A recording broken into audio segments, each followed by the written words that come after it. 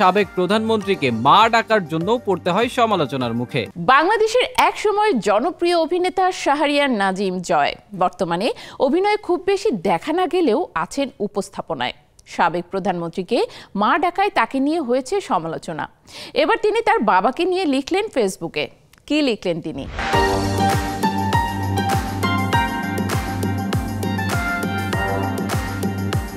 ৯০-এর দশকের ব্যাপক দর্শক প্রিয় অভিনেতা শাহরিয়ার নাজিম জয়। তিনি তার অভিনয় দিয়ে জয় করে নিয়েছিলেন দর্শকের ভালোবাসা। তবে দীর্ঘদিন তিনি রয়েছেন অভিনয়ের বাইরে, কিন্তু সরে যাননি বিনোদন জগৎ থেকে।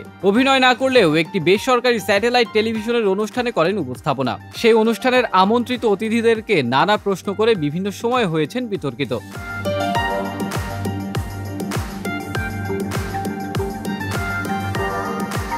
এছাড়াও ঢাকার পূর্বাঞ্চলে ফ্ল্যাট পাওয়ার জন্য সাবেক প্রধানমন্ত্রীকে মা ডাকার জন্য পড়তে হয় সমালোচনার মুখে। তবে সরকার পতনের পর জয়কে আবারও পড়তে হয় সেই বিতর্কের মুখে। তখন অবশ্য তিনি অকপটে স্বীকার করেন যে নিজের স্বার্থের জন্য কাউকে মা বা বাবা ডাকতে তার কোনো আপত্তি নেই, তার কাছে নিজের প্রয়োজনটাই মুখ্য। এ প্রসঙ্গে তিনি বাংলাদেশ সরকারের প্রধান উপদেষ্টা ডক্টর মোহাম্মদ ইউনূসকে বাবা ডাকার বিষয়টি উল্লেখ করেন। এমন মন্তব্য করার পর সামাজিক যোগাযোগ মাধ্যমে আবারও শুরু হয় সমালোচনার ঝড়। এর মধ্যেই সম্প্রতি শাহরিয়ার নাজিম জয় তার ভেরিফাইড ফেসবুক পেজে বাবাকে নিয়ে লিখেছেন একটি স্ট্যাটাস। সেখানে তিনি লেখেন, বাবা হারানোর ৪ বছর, বাবার মতো ছায়া কেউ দেয় না, যেমন মায়ের মতো মায়া অন্য কেউ দিতে পারে না। আমার ছায়া নেই, কিন্তু এখনো মায়া আছে। যাদের মায়া এবং ছায়া দুটোই নেই তারা বাঁচে কিভাবে?